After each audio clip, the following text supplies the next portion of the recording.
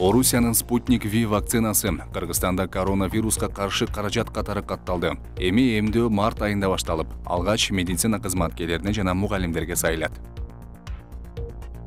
Şart kayakta boladı, yol, tor, bir stoyanka деген нерсе вообще yok. Же баягында светофор жок. Мамлекеттик жактан караган бир гайлер дейбизби, же башкалар дейбиз, алар карабайт. Кадамжай шаарындагы башаламандык жергиликтүү тургундардын нараазычылыгын пайда кылды. Жол четиндеги тротуарлардын жоктугуна байланыштуу кырсыкка кабылган жарандардын саны ондоп катталууда. Билесизби, Кыргызстандын армиясы 139 өлкөнүн ичинен 93-орунда турат. Борбор Азия өлкөлөр арасында болсо Кыргызстан 4-орунда.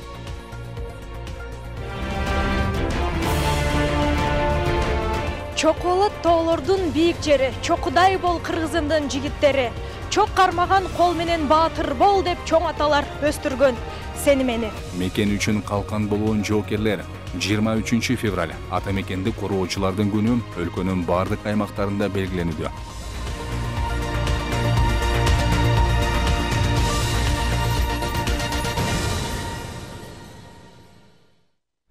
Саламатсыздарбы, Нур телеканалында Нур Ньюс маалымат программасы. Сиздер менен мен Арзымат Аланов, кесиптештер менен биргеликте күндүн негизги окуяларын тааныштырабыз. Коронавируска каршы республикалык ыкчам штабтын бүгүнкү күнгө карата берген маалымат боюнча COVID-19 инфекциясы 72 адамдан жаңы аныкталды. Элде жуктургандардын басымдуу бөлүгү Чүй облусунда жана Бишкек шаарында. Бишкекте 17, Чүй облусунда 47, Ош облусунда 1, Нарын облусунда 1, Ысык-Көл облусунда 3, Жалал Абад облусунда 1, Баткен облусунда 2 учур катталды. Ал эми Бишкекте 2 адам бул ооруда көз жумду. Орусиянын Спутник V вакцинасы Кыргызстанда коронавируска каршы каражат катары катталды. Кыргызстандын саламаттык сактоо жана социалдык өнүктүрүү министрлигинин басма сөз кызматы тараткан маалыматта дары-дармек жана медициналык жабдуулар департаменти Спутник V вакцинасын коронавируска каршы каражат катары каттады. Вакцинанын катталышы коронавирус инфекциясынын алдын алуу үчүн эмдөө жүргүзүүнү тездетет деп жазылган маалыматта. Саламаттык сактоо жана социалдык өнүктүрүү министри Алымкадыр Бейшеналиев мурдараак коронавируска каршы эмдөө элдин каалоосу менен жүргүзүлө турганын билдирген. Министр эмдөө алгач медицина кызматкерлерине, мугалимдерге жана башка каалоочуларга мамлекеттин жана донорлордун эсебинен акысыз болоорун айткан. Кыргызстан буга чейин коронавируска каршы AstraZeneca вакцинасын тандап алган. Эмдөө март айында башталып 504 000 доза алгач медицина кызматкерлерине жана мугалимдерге сайыла турганы кабарланган. Акөргө жаңы конушундагы айлампа жолдо Субар үлгүсүндөгү автоунаанын айдоочусу катуу ылдамдык менен темир бетондон жасалган түркүктү сөзүп алган.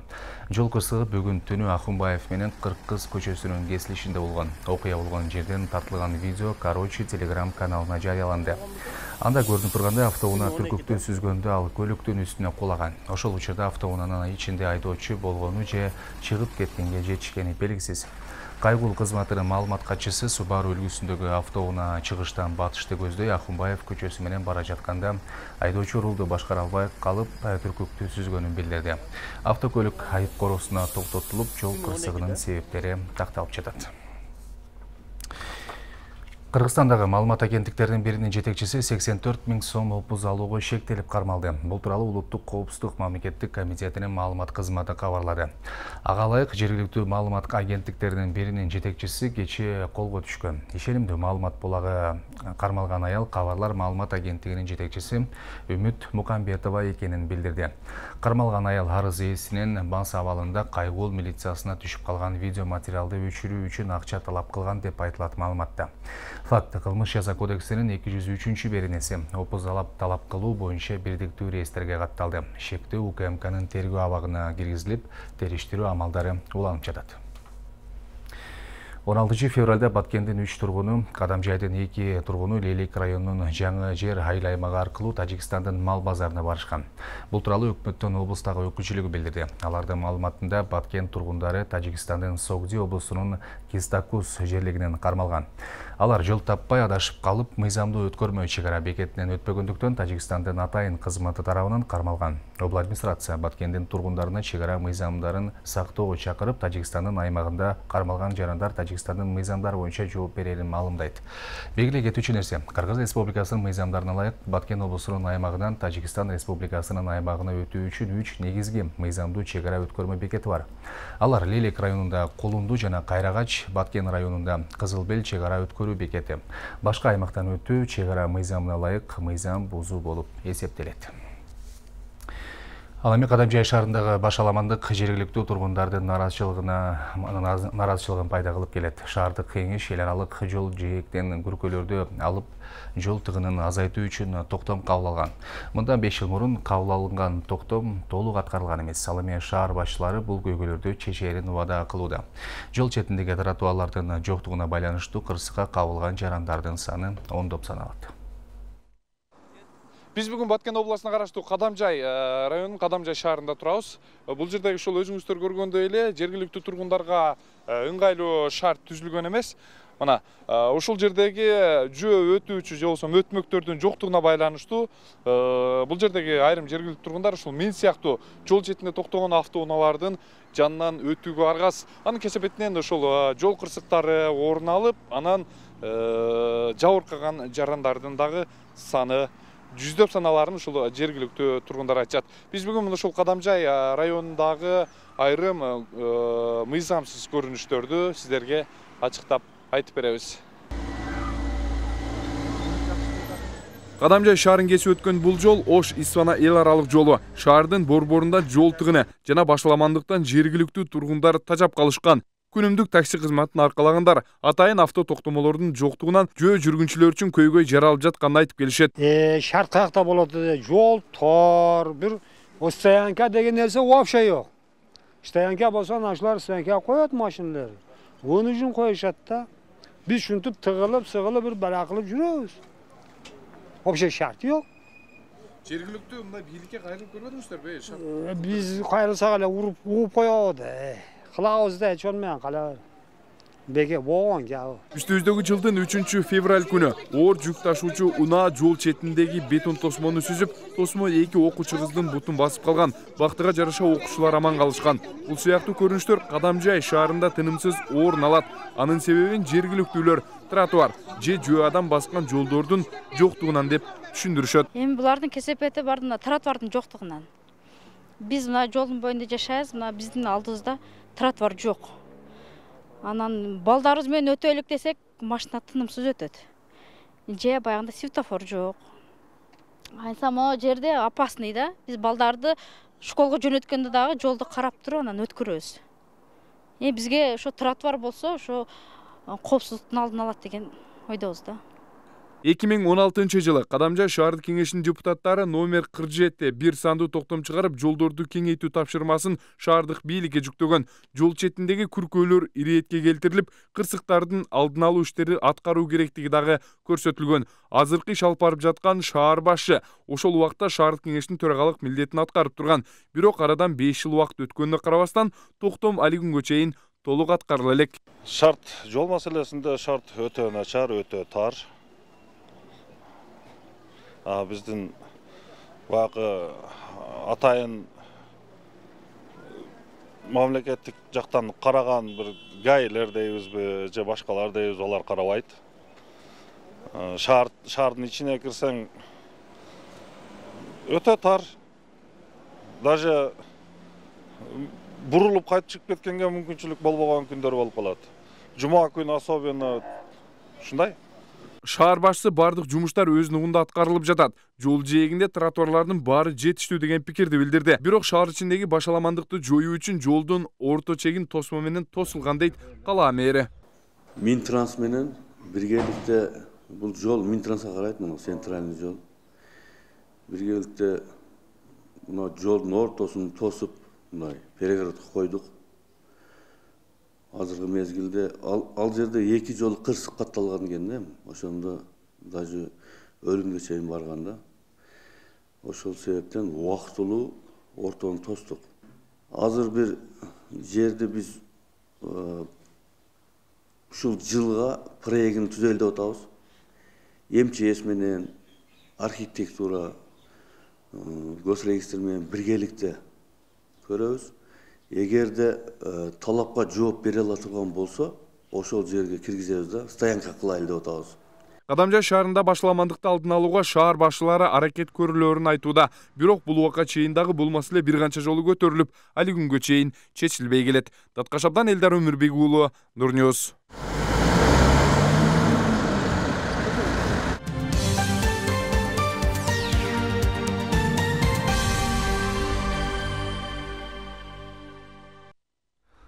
Кыргызстандын армиясы 139 өлкөнүн ичинен 93-чү орунда турат. Бул маалымат Global Firepower индекси боюнча аныкталган. Эске салсак, Кыргызстан 2016-2017 жылдары бул рейтингде 108-чи тепкичте болчу.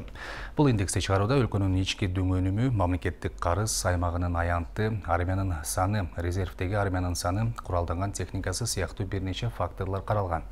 Борбор Азиядагы 5 өлкөнүн ичинен Кыргызстан 4-чү орунда. 1-чи орунга Өзбекстандын армиясы чыкты. Куралдануу жана камсыздалышы жагынан Өзбек армиясы дүйнөдө 51-чи орунда турат. 2-чи орунда Казакстан дүйнөдө 62-чи сапта турса, 3-чү орунда Түркмөнстан дүйнө боюнча 86-чы орунда. Тажикстандын армиясы дүйнөдө 99-чу орунда. Армиясынын күчтүүлүгү боюнча дүйнөдө алгачкы 5-тикке Америка Кошмо Штаттары, Орусия, Кытай, Индия жана Япония өлкөлөрү кирет. Премьер-министр Улукбек Марипов Коргоо министрлигинин номер 73-809 аскер бөлүгүнө барды жана ата мекенди коргоочулар күнүнө арналган салтанаттуу сапка тизилүүгө катышты. Өкмөт башы аскердик бөлүктүн аскер техникасы жана куралданышы, ошондой эле аскерлердин тамактандыруусунун уюштурулушу менен таанышты. Белгилей кетсек, үстүбүздөгү жылдын 16 февралында премьер-министр Улукбек Марипов аскер кызматкерлердин азык-түлүк паёгунун ченемин жогорулатуу тууралуу чечимге кол койгон. Ага ылайык аскерлердин рационуна колбаса, сыр, коютулган сүт жана жемиштер сыяктуу кошумча азык-түлүктөр киргизилген. Аталган чечим куралдуу күчтөрдүн аскер кызматкерлеринин ден соолугун чыңдоо жана алардын тамактандыруусун уюштурууну жакшыртуу максатында кабыл алынган. Аскер кызматкерлеринин азык-түлүк паёгунун ченеми 2002 жылдан бери өзгөртүлгөн эмес. Өкмөт башы Улукбек Марипов аскер кызматкерлеринин майрамы менен куттуктап, көчүрмөн даярдыктагы ийгиликтерди каалады. Кыргызстанда ата мекенди коргоочулар күнүнө байланыштуу жер-жерлерде күч түзүмдөрүндө ар кандай иш-чаралар өттү. Ушундай эле майрам Бишкек шаарында да белгиленип, Өчпө соттун айланасы гүлгө толду. Бул иш-чарага биздин кабарчылар да барып, жоокерлердин майрамдык маанайын чагылдырып келди.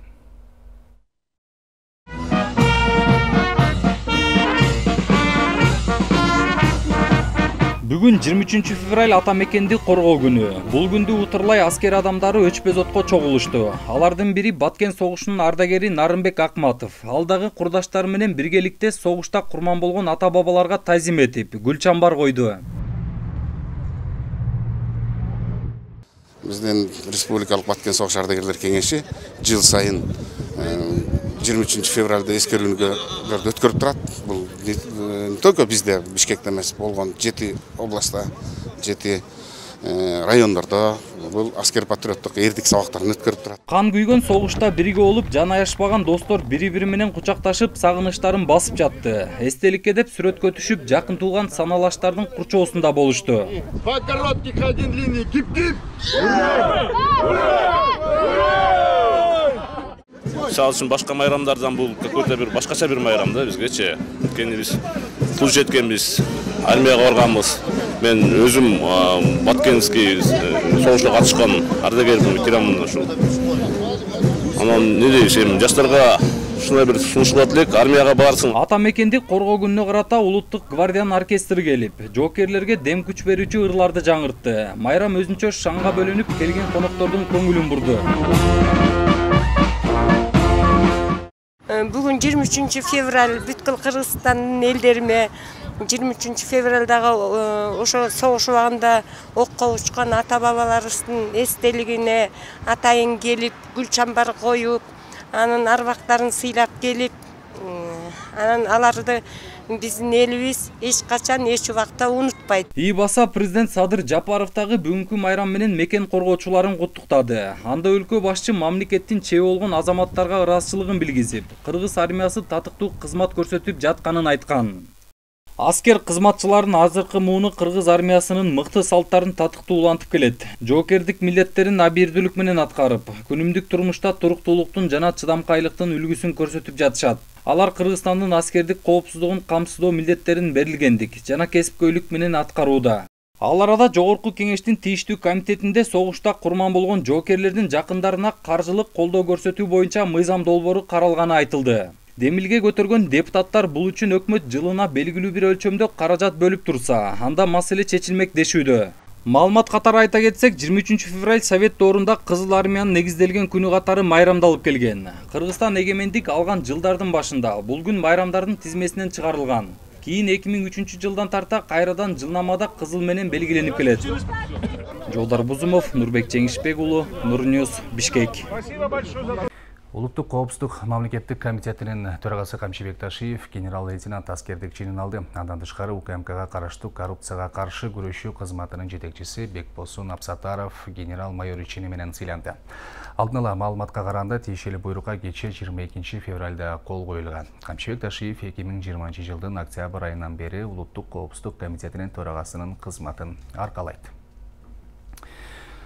Президент Садыр Жапаров Кытайдын президенти Си Цзиньпин менен телефон аркылуу сүйлөштү. Сүйлөшүүнүн жүрүшүндө эки тараптуу кызматташуунун актуалдуу багыттары, анын ичинде соода экономикалык жактан өз ара аракеттешүүнү кеңейтүү боюнча мындан аркы кадамдар, ошондой эле коронавирус инфекциясынын жайылышына каршы күрөшүү боюнча биргелешкен чаралар талкууланды.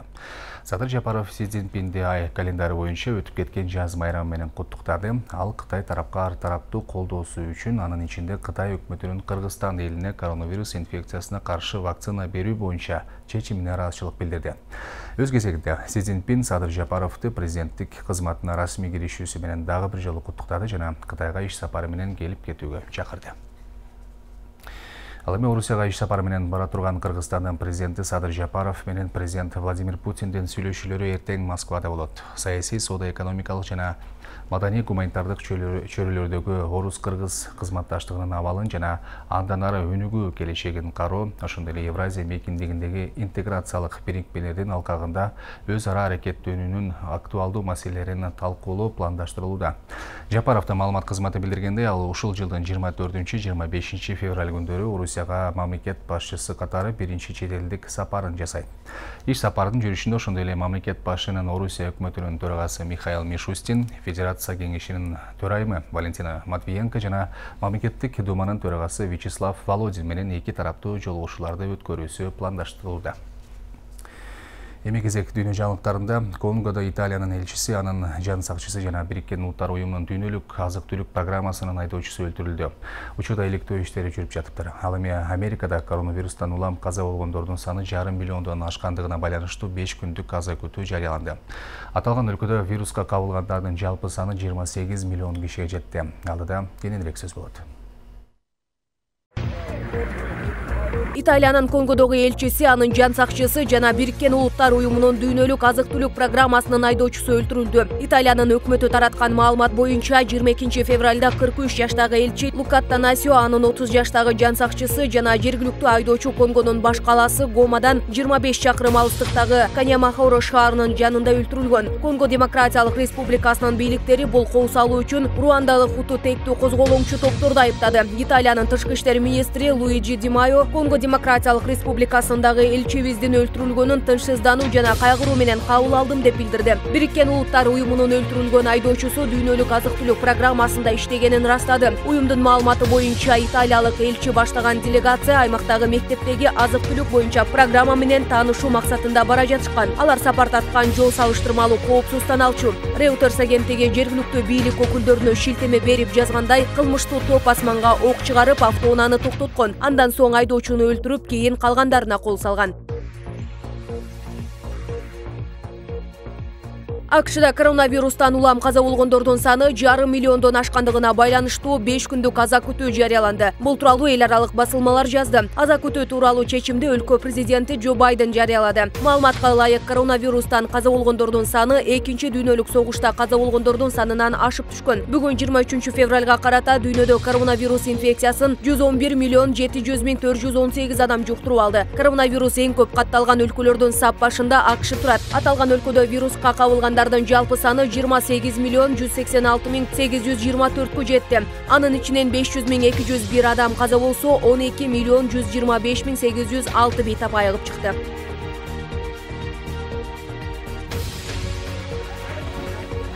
Грузияда полиция 23 февралда таңга мал оппозициячыл саясатчынын кеңсесине кирип, көздөн жаш чыгарчу газ чачуу менен тинтүү жүргүздү. Тбилисидеги бул кеңсенин бир кабинетинде баррикада куруп, ичинен бекинип алган оппозициянын лидери Ника Мелия кармалды. Бир нече күн мурда анын камалышына каршы чыккан премьер-министр Георгий Гакаря кызматтан кеткен. Бирдиктүү улуттук кыймыл оппозициячыл партиясын жетектеген Мелия 2019-жылдагы нааразылык жыйыны маалында тополоң уюштурган деп айыпталып, соттун чечими боюнча күрөтөлүп, электрондук билерик тагынып жүрүүгө милдеттендирилген. Бирок ал былтыркы парламенттик шайлоонун жыйынтыгына каршылык иретинде күрөөнү төлөөдөн баш тартып, электрондук билеригин да чечип салган. Өткөн жумада сот аны күрөөнү төлөбөгөнү үчүн камакка алууну өкүм кылган. Бирок Ички иштер министрлиги оппозициячыл саясатчыны камабай турууну чечкен. 17 февралда Мелияны колдоп чыккандарды полиция жаш чыгарчу газ чачып тараткан. Ондогон адамдар кармалган.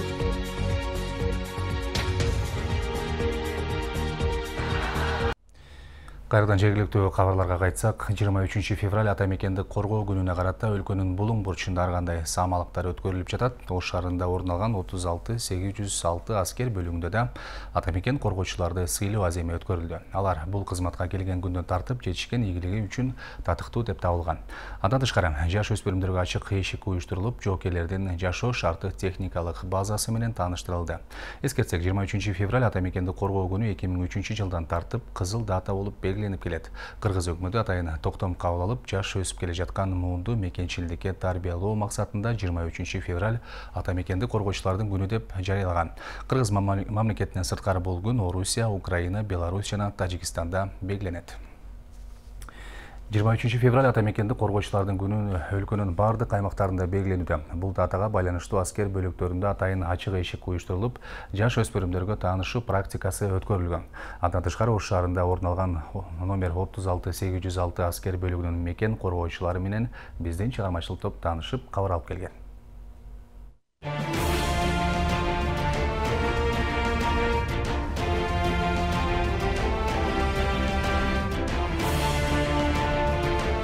Чоколот тоолордун бийик жери, чокудай бол кыргызымдын жигиттери. Чок кармаган кол менен баатыр бол деп чоң аталар өстүргөн. Сени мени деп Байдылда Сарногоев айткандай, бул чыгарылыш аскер кызматы жөнүндө сөз болот. Аскер кызматына келген ар бир мырза мекенге болгон сүйүүсү артып, жүрөгү мекен деп согуп, кызмат өтөөгө далалаттанат. Өлкөнүн тынчтыгы үчүн жанын аябоого даяр экенин билдирген Хангелди Касымбай уулу Баткен облусунан Ош шаарына келип кызматын өтөөдө. Ар бир атол мырзанын парзы армияга келип кызмат өтөө, ата мекенди коргоо биздин парзыбыз. Армияга келгенде биринчи бир аз кыйынчылыктар болду. Бирок эркек адам болгондон кийин биз ар бир кыйынчылыкка чыдашыбыз керек. Ар бир кыйынчылыкты жеңип өткөнүбүздө гана ошондо гана чыныгы өзүбүздүн атуулук парызыбызды өтөбүз деп ойлойм.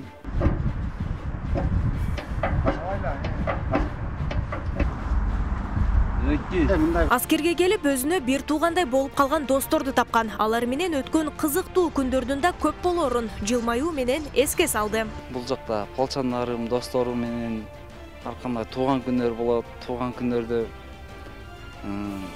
бири-бирибиздин көңүлүбүздүн көтөрүш үчүн бир нан менен лепешканы алып сүйкөп жеп, бир дюшас менен ичип, ага ини бир туугандай эле болуп калдык 9-10 айдан бери. Болосом Баткен, Ош, Жалала, Түч областынан бириккен балдарбыз. Азыр бир туугандайбыз. Дос, ини, ага. Жаш өсүп келе жаткан келечектеги мекен сакчыларына мекенге болгон ыйык милдетти аткарууга чакырган Мелис Бошкоев мында көп жылдан бери кызматын өтөп келет. Өлкөнүн ар бир мырзасы туулуп өскөн жерин коргоо үчүн жаралганын, төрөлгөндөн тартып милдети болуп санааларын айтат. Атуулук милдеттери бар. Биринчиден атуулук милдети бар. Атуулук милдет мекенди эле коргоо эмес, үй бүлөнү коргоодон башталат. Алар эң биринчи үй бүлөсүн коргош үчүн жаралганбыз биз эркектер. Ошол жаштарга айтарым, ушул келечекти жакшы үмүт менен, жакшы жашоого көз карашы түз болгон болсо, мекенди коргош керек. Мекенди армияда эле коргойт, мекен армиядан тышкары да коргойт. Ошол мекенинде жакшы жашоо болуш үчүн ар дайым чек арада бек турушкан. Ошон үчүн биз дагы ар дайым мекенибизди коргоо үчүн дайым кызматыбызды актайбыз. Бул датага байланыштуу ар бир аймактарда жаш өспүрүмдөр үчүн да ачык эшик болуп, алар үчүн атайы таанышуу практикасы да уюштурулган. Ай, молодец, хорошо. Молодец. Көрүзмө сабактарда чек ара кызматына колдонуп аткан курал-жарактар, байланыш каражаттары жана көчүрмөн автоунаалар, техникалар боюнча ошондой эле кинологиялык борбордун кызмат иттердин бүгүнкү күндөгү общий курс дрессировка боюнча жана баңги заттарды издөө боюнча, жаргыч заттарды издөө боюнча ачык көрүзмө сабактарды уюштуруп атабыз. Бул күнү өлкөдөгү бардык аймактарда мекен үчүн жан үрөгөн мырзалар сый урматка татып, алардын милдети мекенге кызмат кылуу керектиги дагы бир жолу тастыкталат. Бул майрамдын урматы менен мекен сакчылары көөдөнүндөгү жакшы сөзү менен жалпы кыргызстандыктарды куттукташат. Ушу Кыргызстан мамлекетинин жашаган жалпы эр азаматтарды бүгүнкү 20 февраль ата мекенди коргоочулар күнү менен чын дилимден куттуктаймын. Өзүмдүн атынан, бүгүнкү биздин 36 аскер бөлүгүнүн атынан, өздүк курамынын атынан баардыгыңарга чын ден соолук, ишиңерде ийгилик каалайм. Ар дайым эле кыргыз мамлекетин туу тутуп, кыргыз мамлекетин көздүн карайгындай сактап, эли жерибизди коргоп жүрөлү. Кай жерде, кай мезгилде карабайым, жаттанам келбетиңе баладайым. Кыргызым, кыргыз жерим, Кыргызстан. 23 февраль ата мекенди коргоочулардын күнү катары 2003 жылдан тартып белгиленип келет. Кыргыз өкмөтү атайын токтом кабыл алып, жаш өсүп келе жаткан муунду мекенчилдикке тарбиялоо максатында жар салган. Кыргыз мамлекетинен сырткары бул күн Орусия, Украина, Беларусь жана Тажикстанда белгиленет. Нурзада Сыдыкова, Адлет Нышанбаев, Нурньюс, Ош шаары.